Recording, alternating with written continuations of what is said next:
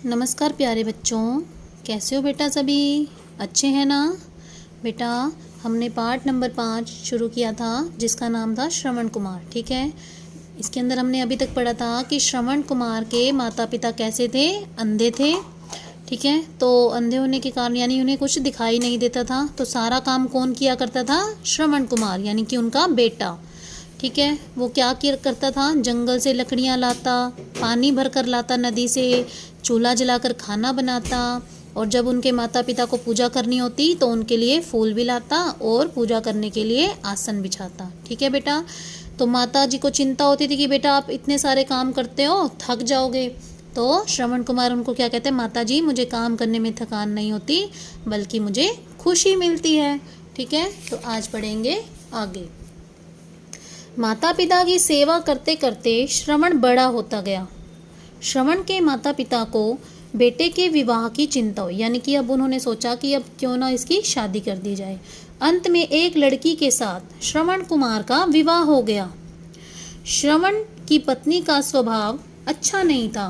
वह आलसी और स्वार्थी थी, यानी कि वह आलसी यानी कि कामचोर थी, काम से भागती थी, और स्वार्थी यानी सिर्फ अपने बारे में ही सोचती थी। उसे श्रवण के अंधे माता पिता की सेवा करना अच्छा नहीं लगता था। अक्सर माता पिता को लेकर वह श्रवण से झगड़ा करती। वह अपने लिए अच्छा भोजन बनाती, पर श्रवण के माता पिता को रूखा सूखा खाना देती। एक दिन श्रवण ने देखा कि उसके माता पिता नमक से रोटी खा रहे हैं और उसकी पत्नी मालपुए का भोजन कर रही है। श्रवण को क्रोध आ गया, यानी कि गुस्सा आ गया। यह क्या, माँ पिताजी को रूखी रोटी और खुद पकवान खाती हो? तुम्हें शर्म नहीं आती?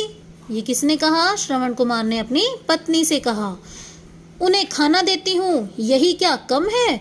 मैं किसी की दासी नहीं हूँ, श्रवण कुमार की पत्नी ने तमक कर जवाब दिया। तो ये किसने कहा? श्रवण कुमार की पत्नी ने श्रवण कुमार से कहा कि मैं किसी की दासी यानी कि नौकर नहीं हूँ। क्या वे तुम्हारे माता पिता नहीं हैं? बड़ों के साथ क्या ऐसा बर्ताव करना ठीक बात है? ये किसने कहा? श्रवण कुमार ने अपनी पत्नी से कहा कि क्या वे तुम्हारे माता पिता नहीं हैं और बड़ों के साथ हमें क्या ऐसा बर्ताव करना चाहिए कि खुद हम अच्छे पकवान खाएं और उन्हें रूखा सूखा दें? नहीं, वे मेरे कोई नहीं लगते, यानी कि यहाँ पर क्या आएगा? वह। ठीक है, नहीं या वे मेरे कोई नहीं लगते। मैं उनकी सेवा करने नहीं आई हूँ। मैं अब यहाँ नहीं रह सकती, मैं जा रही हूँ। तुम चाहो तो मेरे साथ आ सकते हो।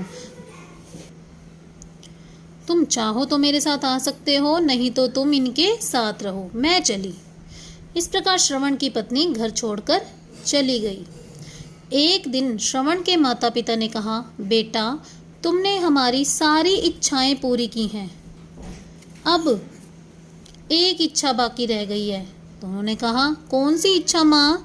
आप आज्ञा दीजिए, प्राण रहते आपकी इच्छा पूरी करूँगा, यानी कि जब तक मेरा जीवन है मैं आपकी इच्छा पूरी करता रहूँगा। हमारी उम्र हो गई है, अब हम भगवान के भजन के लिए तीर्थ यात्रा पर जाना चाहते हैं। बेटा शायद भगवान के चरणों में हमें शांति मिले, माँ ने कहा। तो माता जी कहती हैं कि हमें तीर्थ यात्रा पर ले चलिए, क्या पता वहाँ पे हमें भगवान के चरणों में ही शांति मिले। श्रवण सोच में पड़ गया। उन दिनों आज की तरह बस या रेलगाड़ियाँ नहीं थी। वे लोग ज़्यादा चल भी नहीं सकते थे क्योंकि उसके माता पिता अंधे थे। माता पिता की इच्छा कैसे पूरी करूं? यह बात सोचते सोचते श्रवण को एक उपाय सूझा। श्रवण ने 2 बड़ी बड़ी टोकरियां ली, उन्हें एक मजबूत लाठी के दोनों सिरों पर रस्सी से बांधकर लटका दिया। इस तरह एक बड़ा कावड़ बन गया। माता पिता को उसमें बिठा दिया और लाठी कंधे पर टांग कर श्रवण माता पिता को तीर्थ यात्रा कराने पैदल चल पड़ा। ठीक है, ये देखिए पिक्चर में दिखाया गया बेटा कि किस प्रकार उसने 2 टोकरियों को एक डंडे से बांधा और डंडे को कंधे पर लेकर और चल पड़ा। ठीक है, ये कावड़ बन गई इसकी। आगे का पाठ हम कल पढ़ेंगे कि उसने किस तरह से और कहाँ कहाँ यात्रा करवाई। ठीक है बेटा, हैव ए नाइस डे।